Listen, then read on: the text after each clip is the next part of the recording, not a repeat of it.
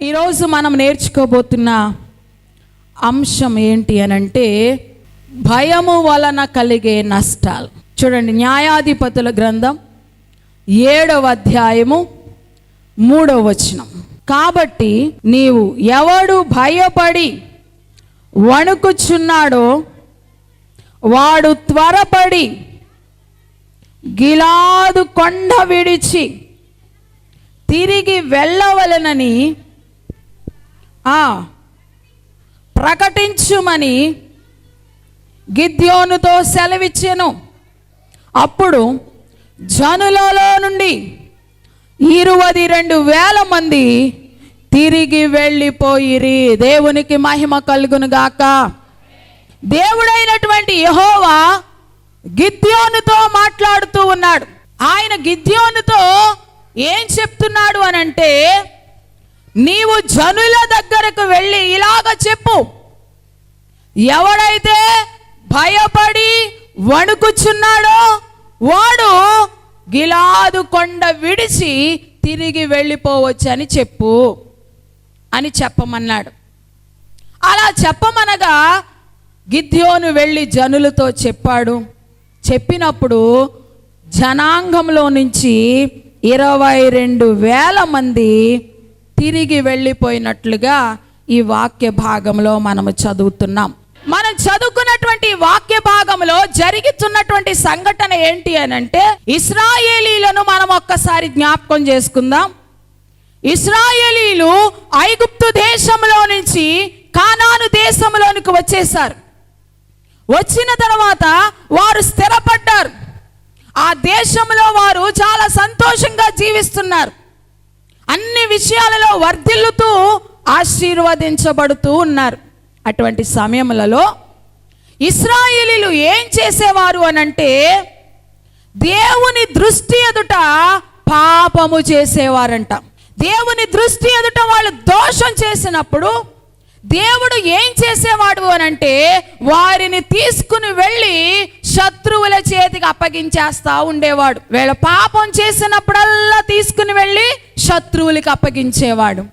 శత్రువుల చేతిలో చిక్కిన తర్వాత వాళ్ళు మరలా దేవునికి మొర పెట్టేవారు.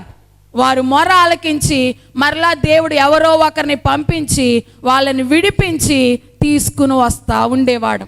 అలా జరుగుతూ ఉన్నది. ఈ న్యాయాధిపతుల గ్రంథాన్ని మనము జాగ్రత్తగా చదివినట్లయితే అనేకమైన మారులు మనకి కనిపించుచున్న విషయం ఏంటి అనంటే, ఇశ్రాయేలీలు మరలా దేవుని దృష్టి ఎదుట దోషం చేశారు. మరలా కొంచెం ఎదురుకెళ్ళేసరికి మరలా కనిపిస్తుంది మనకి, ఇశ్రాయేలీలు మరలా దేవుని దృష్టి ఎదుట పాపం చేశారు. ఈ యొక్క న్యాయాధిపతుల గ్రంథం అంతా కూడా అనేకమైన మార్లు అదే మాట మనకి కనిపిస్తుంది. మరలా మరలా మరలా మరలా వాళ్ళు ఏం చేస్తూ ఉండేవారంటే, దేవుని దృష్టి ఎదుట దోషము చేస్తూ ఉండేవారు, పాపము చేస్తూ ఉండేవారు. ఆమేన్. ఎప్పుడైతే వీరు దేవుని దృష్టి ఎదుట పాపం చేసేవారో వీరిని తీసుకుని వెళ్ళి శత్రువులకి దేవుడు అప్పగించేసేవాడు. ఇశ్రాయేలీలు అంటే ఎవరు? దేవుని ప్రజలు, దేవుడు కోరుకున్న జనాంగం, నా బిడ్డలు అని ప్రతిష్ఠించుకున్న జనము దేవుని ప్రజలు ఇశ్రాయేలీలు. లోకంలో అనేక రకాలైన జాతి ప్రజలు ఉన్నారు, కానీ ఎవరిని దేవుడు కోరుకోలేదు. ఇశ్రాయేలీలనే తన ప్రజలుగా ఆయన చేసుకున్నాడు. వాళ్ళు ఎంతగానో ప్రేమించాడు దేవుడు. హల్లెలూయా. ఐగుప్తు దేశంలో నుంచి కానాను దేశానికి వచ్చుచున్నప్పుడు దేవుడు వాళ్ళ పక్షంగా ఉండేవాడు. అసలు వాళ్ళ ఎదుట ఏ శత్రువు కూడా నిలబడేవాడు కాదు. ఇశ్రాయేలీలు వస్తున్నారని తెలిస్తే దేశాలు భయముతో వణికిపోతా ఉండే. అమ్మో, ఇశ్రాయేలీలు వచ్చేస్తా ఉన్నారు, వారి దేవుడు వాళ్ళ పక్షంగా ఉండి యుద్ధం చేస్తే మనకు అపజయమే అని అందరూ భయపడి వణికిపోయేవారు. ప్రయాణంలో ఏ ఒక్కసారి కూడా ఇశ్రాయేలీలను దేవుడు శత్రువుల చేతికి అప్పగించినట్టుగా మనము చూడలేదు. ఏ శత్రువు వారికి విరోధంగా వచ్చినా వాళ్ళకి జయమనిచ్చాడు దేవుడు.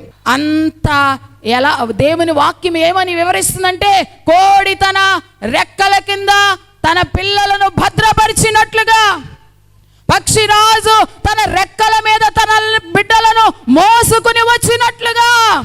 ఇశ్రాయేలుని నేను తీసుకుని వచ్చాను అంటుంది వాక్యం. అవును, ప్రయాణములు ఎప్పుడూ కూడా శత్రువులు వాళ్ళ మీద విజయం పొందడం మనము చూడలేదు. కానీ వీళ్ళు ఒక ప్రాంతానికి వచ్చి స్థిరపడిపోయిన తర్వాత, ఒక ప్రాంతంలో వాళ్ళు చక్కగా సంతోషంగా జీవించుచున్నప్పుడు వీళ్ళు ఏం చేశారో తెలుసా? దేవుణ్ణి మరిచిపోయారు. దేవునికి విరోధంగా పాపం చేయటం మొదలు పెట్టారు. ఎప్పుడైతే వీళ్ళు దేవుని దృష్టిలో పాపము చేస్తా దేవుడు చూశాడో, గమనించాడో, దేవుడే వీళ్ళని తీసుకుని వెళ్ళి శత్రువులకు అప్పగించాడు. గమనించండి, మార్గ మధ్యలో ఎప్పుడు కూడా శత్రువులకి దేవుడు అప్పగించలా. శత్రువులు ఎప్పుడు వీళ్ళ మీద విజయం చూడడం అసలు జరగలేదు. కానీ వీళ్ళు స్థిరపడిన తర్వాత, వీళ్ళ బ్రతుకు సరిగ్గా లేకపోవటం చేత దేవుడే తన ప్రజలను తీసుకుని వెళ్ళి శత్రువులకి ఇచ్చేసేవాడు. ఎందుకు అలా చేసేవాడు అంటారు? దేవుడు, ఆయన ప్రజలు కదా వాళ్ళు, ఆయన కోరుకున్న జనాంగం కదా వాళ్ళు, ఆయనే ఎందుకు తీసుకెళ్లి శత్రువులకు అప్పగించుచున్నాడు అనంటే వాళ్ళ మీద ప్రేమ పోయి కాదు, వాళ్ళ మీద కోపం వచ్చి ద్వేషం వచ్చి కాదు. దేవుని వాక్యం అని అంటుంది, ఏమని సెలవిస్తుందంటే, తండ్రి అంట తన కుమారుణ్ణి ప్రేమించుచున్నాడు గనక అతన్ని శిక్షిస్తాడంట. ఎందుకు శిక్షిస్తాడు? చచ్చిపోవాలని కొడతారా మీ పిల్లల్ని? మీరు ఏదైనా తప్పు చేసినప్పుడు వాడు చచ్చిపోవాలని, వాడు నాశనం అయిపోవాలని కొడతారా మీ పిల్లల్ని? ఎందుకు కొడతారు? ఆ తప్పు మరలా ఎప్పుడు చేయకూడదని. అవునా కాదా? దేవుడు కూడా తన పిల్లలను ఎందుకు శత్రువుల చేతికి అప్పగించుచున్నాడు అని అంటే, వారి మీద ప్రేమ పోయి కాదు, వాళ్ళకి బుద్ధి రావాలని, వాళ్ళు మరలా దేవుని మార్గంలోనికి రావాలి అని దేవుడు వాళ్ళని ఒక్కొక్కసారి తీసుకుని వెళ్ళి శత్రువుల చేతికి అప్పగించాడు. మన జీవితాల్లో కూడా మనము దేవుణ్ణి మరచి ఇష్టానుసారంగా జీవించుచున్నప్పుడు, ఈ లోక భోగాలను అనుభవించచ్చు, ఇక ఇదే శాశ్వతమని బ్రతుకుతూ ఉన్నప్పుడు దేవుడు ఏం చేస్తాడో తెలుసా? ఒక్కొక్కసారి మనం తీసుకుని వెళ్ళి మన శత్రువు చేతికి అప్పగిస్తాడు. ఏ రోగం చేతికో అప్పగిస్తాడు, ఏ సమస్య చేతికో మనల్ని అప్పగిస్తాడు. వాటికి మనల్ని అప్పగించకపోతే మనం మాట వినం, వాటికి మనల్ని అప్పగించకపోతే మనం దారిలోనికి రాం. అందుకనే కొన్నిసార్లు దేవుడు మనల్ని ఏం చేస్తారంట? రోగానికో, సమస్యకో, ఏ శ్రమకో అప్పగిస్తూ ఉంటాడు. ఎందుకనంటే మనం నాశనం అయిపోవాలని కాదు, కానీ మరలా మన తప్పు తెలుసుకుని దేవుని దగ్గరకు రావాలి అని. చేతులెత్తి స్తోత్రం చెప్పండి. మనిషి ఎప్పుడు కూడా సుఖంగా ఉన్నంతసేపు దేవుడిని మరిచిపోతాడు. అన్ని ఆరోగ్యంగా ఉన్నప్పుడు, సమృద్ధిగా ఉన్నప్పుడు దేవుని గురించినటువంటి ధ్యాస ఉండదు. నాకేంటి అన్నట్టు కాలర్ ఎగరేసుకుని తిరుగుతారు. అన్ని సమృద్ధిగా ఉన్నప్పుడు భూమి మీద నడవరు అంటారు కదా, అలాగా జానడు ఎత్తుల్లో నడుస్తూ ఉంటారు. అందుకనే ఒక్కొక్కసారి దేవుడు మన గర్వాన్ని అణచడానికి, మనల్ని మరలా తిరిగి సరైన దారిలోనికి తీసుకుని రావడానికి దేవుడు కొన్నిసార్లు మన జీవితంలోనికి శత్రువుని అనుమతిస్తాడు, శత్రువుల చేతికి అప్పగిస్తాడు, లేక ఏ శ్రమకో, ఏ బలహీనతకో మనల్ని అప్పగిస్తాడు. ఆమేన్. సరే, ఇశ్రాయేలును కూడా అలా అప్పగించేవాడు దేవుడు. అక్కడికి వెళ్ళిన తర్వాత వారు మరలా దేవునికి మొర పెడితే, శ్రమ వచ్చినప్పుడు ఏం చేస్తాం? మనం ఏం చేస్తాం? సుఖంగా ఉన్నంతసేపు ప్రార్థన చేయం. ఏ బలహీనత వచ్చో, మంచం మీద పట్టా, మనకి ఇంకొకటే ప్రార్థన, ప్రభువా కనికరించండి, కనికరించండి. చాలామందిని చూస్తూ ఉండేవాళ్ళని నేను, నాన్నగారు దగ్గర నుంచి, మరి ఆయన సేవ ప్రారంభం నుంచి కూడా ఉన్నాను కాబట్టి ఆయనతో పాటు ఉండటం వల్ల చాలా అనుభవాలు కూడా నేర్చుకున్నాను. మనుషుల యొక్క మనస్తత్వాలు, స్వభావాలు కూడా అర్థమయ్యాయి. కొంతమంది చూడండి, రోగం వచ్చింది అస్సలు మందిరాన్ని వదిలేవారు కాదు. ఇంకా అంటే ప్రార్థన, అంటే ప్రార్థన. ఇంకా అయ్యగారు ఖాళీ ఉందో లేదో, ఖాళీ లేదో వాళ్ళకి అనవసరం, వాళ్ళకి మాత్రం అప్పుడు ఏం కావాలి? ప్రార్థన కావాలి. ఇక అయ్యగారు కూడా అలాగే విసుగు చెందకుండా అస్తమానం వచ్చి ప్రార్థన చేస్తానే ఉండేవారు వాళ్ళ కోసం. ఇక్కడ ఉంటే కనీసం 3, 4, 5 సార్లు వచ్చి అస్తమాను ప్రార్థన చేస్తాను ఉండే. వాళ్ళకి తగ్గిందా లేదా అని నిర్ధారించుకుని, తగ్గింది అంటే వాళ్ళని వెళ్ళమనేవారు.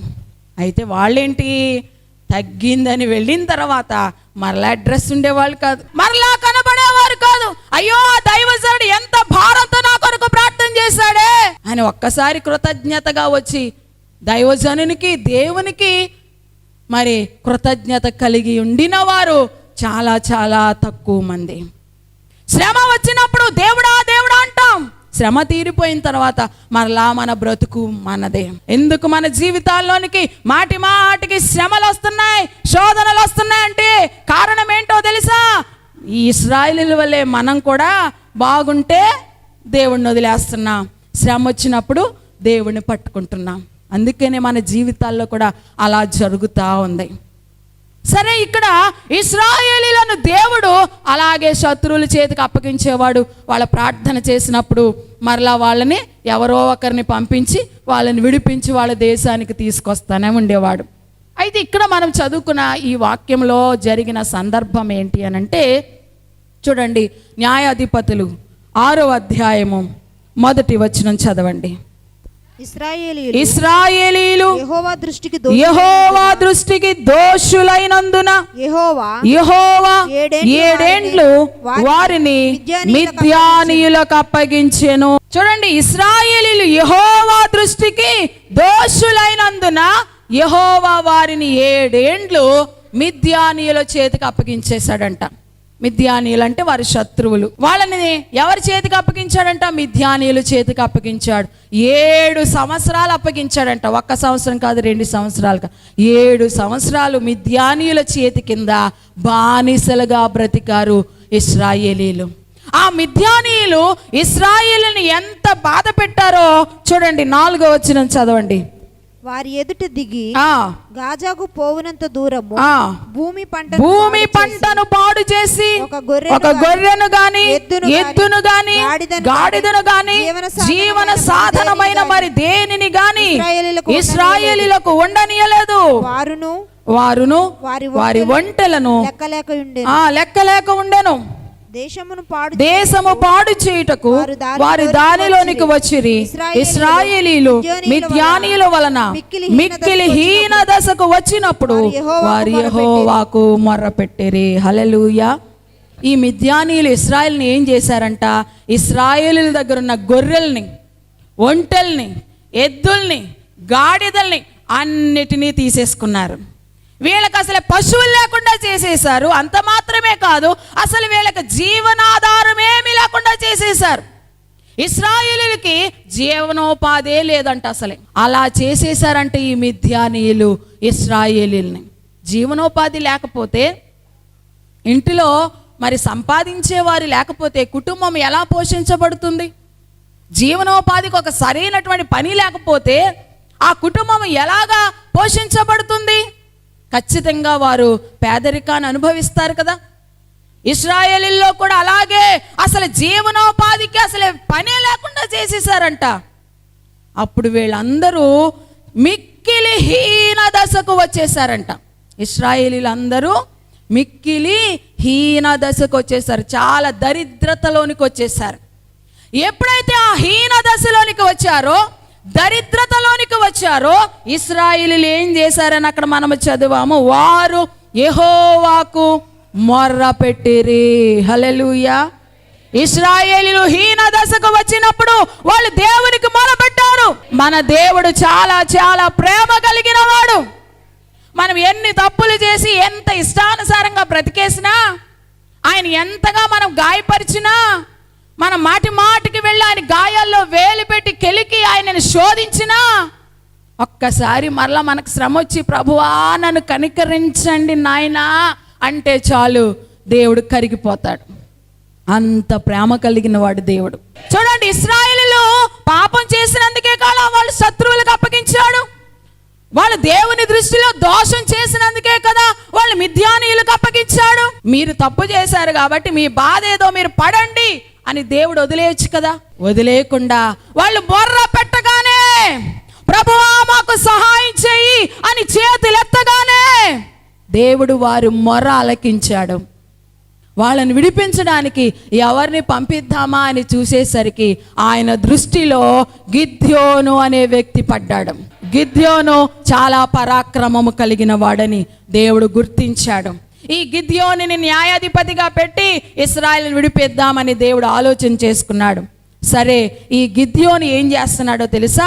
మిద్యానీయులకు భయపడి, ఇశ్రాయేలు అందరూ అలాగే భయపడుతున్నారు. దొంగచాటుని ఏదైనా ఆహారం సమకూర్చుకున్నా అస్సలు ఊరుకునేవారు కాదంట వాళ్ళు. వీళ్ళ దరిద్రతలో ఉండాలని మిద్యానీయులు కోరుకునేవారు. దొంగచాటుగా ఆహారం తెచ్చుకోవడానికి కూడా భయపడి వణికిపోయేవారంటే ఇశ్రాయేలీలు. అటువంటి సందర్భంలో గిద్యోను కూడా అలాగే భయముతో మిద్యానీయుల కంటపడకుండా ఒక గానుగ చాటుకు వెళ్ళిపోయాడంట. ఆ గానుగ చాటుకు వెళ్ళి అక్కడ గోధుమలు దుల్లగొట్టుచున్నాడంట. ఎవ్వరికీ కనపడకుండా చాటున పని చేస్తూ ఉన్నాడు. అయితే దేవునికి తెలుసు కదా ఎవరు ఎక్కడున్నారో. దేవుని దూత అక్కడికి వచ్చింది. వచ్చి, పరాక్రమము గల బలాఢ్యుడా, యెహోవా నీకు తోడుగా ఉన్నాడు అన్నది. గిద్యోను వెంటనే అన్నాడు, యెహోవా మాకు తోడుగా ఉంటే ఇన్ని శ్రమలు ఎందుకు మాకు? యెహోవా మాకు తోడుగా ఉంటే ఇన్ని బాధలు ఎందుకు మాకు? శత్రువులు చూడు మమ్మల్ని ఎంతగా బాధ పెడుతున్నాడు. దేవుడు మాకు తోడుగా లేడు, నువ్వు మాకు తోడుగా ఉన్నావు అంటున్నావేంటి అని మాట్లాడితే దేవత అంటుంది, లేదు లేదు, దేవుడు మీకు తోడుగా ఉన్నాడు.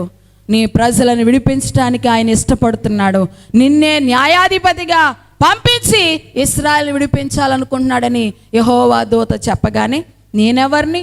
నేను దానికి ఎన్నిక లేని వాడిని కదా అని అంటే, మొత్తానికి దేవుడి దూత ఆయనను బలపరిచింది, నిలబెట్టింది నాయకుడిగా. దేవుని దూత బలపరిచిన తర్వాత గిద్యోను కూడా ధైర్యం తెచ్చుకున్నాడు. ఇశ్రాయేలు పక్షంగా వెళ్ళి మిద్యానీయులతో యుద్ధం చేయడానికి గిద్యోను కూడా ధైర్యం తెచ్చుకున్నాడు. సరే, సైన్యాన్ని సమకూర్చాడు. గిద్యోను ఇప్పుడు ఏం చేశాడు? సైన్యాన్ని సమకూర్చాడు. అతని వెనకాల వచ్చినటువంటి సైన్యం ఎంతమంది అంటే 32,000 మంది. ఎంతమంది? 32,000 మంది గిద్యోను వెనకాల వచ్చి నిలబడ్డారు సైన్యముగా. వాళ్ళందరినీ తీసుకుని యుద్ధానికి వెళ్ళడానికి సిద్ధమవుతూ ఉన్నాడు. ఆ సమయంలో దేవుడు వచ్చి అంటున్నాడు, గిద్యోను, ఇంత సైన్యం ఎక్కువయ్యా, ఇంత సైన్యము వద్దు, కాబట్టి నువ్వు వెళ్ళి ఆ సైన్యముతో ఏం చెప్తావో తెలుసా? ఎవరైతే భయపడి వణుకుచున్నాడో వాడు తిరిగి ఇంటికి వెళ్ళిపోమని చెప్పు అన్నాడు. మనం చదువుకున్న వాక్య భాగం అది. గిద్యోను వెళ్ళి చెప్పగానే 32,000 మందిలో 22,000 మంది ఇంటికి తిరిగి వెళ్ళిపోయారు. ఇంకెంతమంది ఉన్నారు? 10,000 మంది మాత్రమే మిగిలారు. అంటే యుద్ధం అనగానే అందరూ వచ్చేసారు. 32,000 మంది అంటే ఎంత సైన్యం వచ్చారు, కానీ వారిలో ఏముంది? భయం, భయం, భయం. దేవుడు చూశాడు వారిలో కొంతమంది భయంతో ఉన్నారని. ఎవరెవరైతే భయపడి వణుకుచున్నారో యుద్ధం అంటే వాళ్ళని వెళ్ళిపోమని చెప్పు అనగానే 22,000 మంది వెళ్ళిపోయారు. 10,000 మంది మాత్రమే మిగిలారు. సరే, మరలా అంటున్నాడు గిద్యోనుతో, 10,000 మంది కూడా ఎక్కువే, వీళ్ళకు కూడా ఒక పరీక్ష పెడతాను. ఈ పరీక్షలో నువ్వు 2 భాగాలు చెయ్యి, వారిలో ఒక భాగం నీతో పాటు యుద్ధానికి తీసుకుని వెళ్ళు అన్నాడు. సరే, ఆ పరీక్షలో ఎవరైతే గెలుస్తారో వాళ్ళు నీతో పాటు యుద్ధానికి వస్తారన్నారు. వాళ్ళకి పెట్టిన పరీక్ష ఏంటంటే, ఆ 10,000 మందికి విపరీతమైన దాహం పుట్టించాడు దేవుడు. దాహం కలిగినప్పుడు దాహం నీరు ఎప్పుడు తరుగుతుందా తాగుదామని ఆతృతతో ఉన్నప్పుడు వాళ్ళకి ఒక కొలను కనిపించింది, ఒక సరస్సు లాంటిది కనిపించింది. ఇదిగో ఆ సరస్సు ఎద్దుకు వెళ్ళి నడిపించు అన్నాడు. గిద్యోను అక్కడికి నడిపించాడు ఈ 10,000 మందిని. ఇప్పుడు ఆ సరస్సు దగ్గర నీళ్లు కనబడగానే ఈ 10,000 మందిని నువ్వు 2 భాగాలుగా చేయాలి. నీళ్లు కనబడగానే ఎవరైతే కుక్క గతికినట్టుగా గతుకుతారో వాళ్ళని ఒకవైపున పెట్టు, ఎవరైతే దోసిళ్లతో నీళ్లు తీసుకుని తాగుతారో వాళ్ళని ఒకవైపున పెట్టు అన్నాడు. నీళ్లు కనబడగానే అందరూ దాహంతో ఉన్నారు కదా, గబగబా వెళ్ళిపోయి చాలా మంది ఏం చేశారో తెలుసా? కుక్క గతికినట్టుగా గతికారంట. అంటే మోకం అందులో పెట్టేసి నాలికతో గతికారు. అలా నాలికతో కుక్క గతికినట్టుగా గతికిన వారి లెక్క ఎంతంటే 9,700 మంది. మామూలుగా దోశలతో తీసుకుని తాగిన వారు ఎంతమంది? 300 మంది. 32,000 మందిలో నుంచి ఎక్కడికి పడిపోయింది? 300 మందిలోనికి పడిపోయింది. హల్లెలూయా. ఈ 9,700 మందిని కూడా పంపించే ఇంటికి అన్నాడు. వాళ్ళని పంపించాడు. ఈ 300 మందితోటే నీవు యుద్ధానికి వెళ్ళు, నీకు జయమునిస్తున్నాను అన్నాడు. యుద్ధానికి వెళ్ళమన్నారు కదా అని వెళ్ళి ఏమి యుద్ధాయుధాలు ఏమీ పట్టుకెళ్ళలేదు. వాళ్ళతో 3 వస్తువులు పట్టుకెళ్ళారు. ఒకటి బోర, రెండవది దివిటి, మూడవది కొండ. ఈ మూడిటితోటే మరి గిద్యోను ఈ 300 మందితో గొప్ప విజయాన్ని చూచినట్లుగా దేవుని వాక్యంలో మనము చూస్తా ఉన్నాం. మరి మిద్యానీయులందరూ కూడా హతమైపోయారు, వాళ్ళందరూ చనిపోయారు. ఇశ్రాయేలులకు జయం వచ్చింది, వారు విడుదల పొందినట్లుగా ఈ వాక్య భాగంలో మనము చూస్తా ఉన్నాం. ఆమె 32,000 మందిలో నుంచి 300 మంది మాత్రమే దేవుడు ప్రత్యేకపరిచాడు. మన వెనకాల ఎంతమంది ఉన్నారన్నది కాదు, మన వెనకాల ఉన్నవారు శ్రేష్టమైన వారా, నమ్మకమైన వారా అన్నదే విలువైనది. 32,000 మంది, అబ్బా పెద్ద సైన్యం, వెళ్ళి యుద్ధం చేయని దేవుడు పంపించేయచ్చు కదా, పంపలా. వాళ్ళలో శ్రేష్టమైన వారిని వేరు చేసి వాళ్ళతోటే యుద్ధము చేయించాడు. ఆమేన్. సరే, ఇక్కడ మనం నేర్చుకుంటున్నటువంటి విషయం ఏంటంటే, భయపడి వణుకుచున్న వారిని తిరిగి పంపించామన్నాడు దేవుడు. ఎందుకు భయపడే వారినే పంపించమన్నాడు? 32,000 మంది వచ్చారు, కానీ 22,000 మందిలో ఏముందంటే భయం, భయం, భయం. అమ్మో, యుద్ధానికి వెళ్తున్నాను, ఎలా ఉంటుందో ఏంటో, యుద్ధానికి వెళ్తున్నాను, మరలా నేను తిరిగి వస్తానో లేదో, ఒకవేళ నేను యుద్ధంలో చనిపోతే ఏంటి నా పరిస్థితి, ఒకవేళ నేను యుద్ధంలో చనిపోతే నా కుటుంబము, నా భార్య బిడ్డల సంగతి ఏంటి అని భయం, భయం, కలవరం, కలవరంతో ఉన్నారు వీళ్ళందరూ. యుద్ధానికైతే సిద్ధపడి వచ్చేసారు, కానీ భయం, భయపడుతూ వెళ్ళేవాడంట. ఎప్పుడూ తన జీవితంలో విజయము చూడలేడు. ఆమేన్. యుద్ధానికి వెళ్ళే వారికి ఏముండాలో తెలుసా? ఖచ్చితంగా ధైర్యం ఉండాలి. యుద్ధం అంటే ఏంటి? ఓ దూసుకుంటా వెళ్ళిపోవాలి, ఎవరు అడ్డొస్తే వాళ్ళని నరుక్కుంటా వెళ్ళిపోవాలి. అమ్మో అమ్మో అని వెనక్కి వెనక్కి వెళితే వాళ్ళు యుద్ధానికి అర్హులు కాదు. యుద్ధము అంటేనే ధైర్యవంతులు కావాలి ఖచ్చితంగా.